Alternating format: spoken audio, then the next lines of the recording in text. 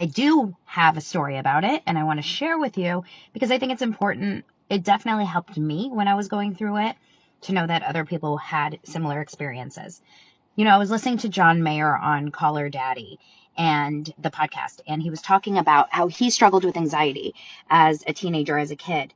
And he said social media is so amazing because, it doesn't necessarily make anxiety better, but it does make you feel less isolated going through it. And then you don't feel as alone or scared by anxiety. So let me explain to you kind of my story in a really, really short way. I grew up here in Los Angeles, and I always was really confident and secure and fine being on camera, fine being in front of an audience, like no problem whatsoever. Always the center of attention, laughing, laughing, laughing.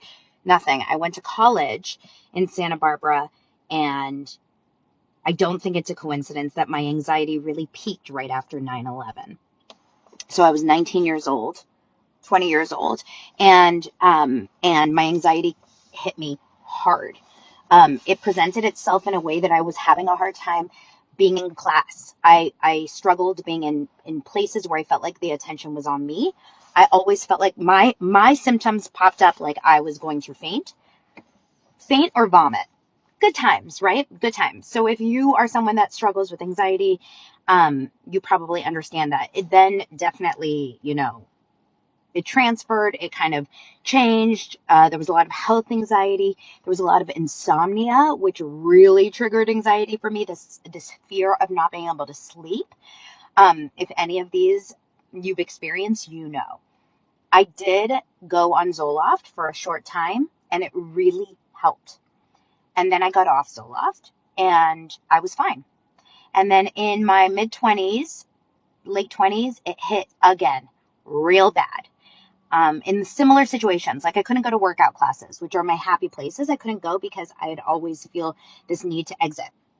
I was so scared that something would happen to me and people would look. And I felt very like claustrophobic and couldn't breathe and I was going to throw up, like the whole experience again. And it did go away. Actually, it did go away, and I started to work out and see therapy, go to a therapist, and things kind of like diminished a little bit.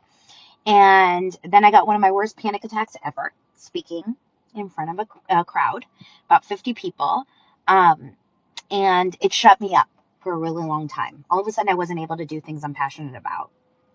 I guess there's got to be a part 2 here. Hold on.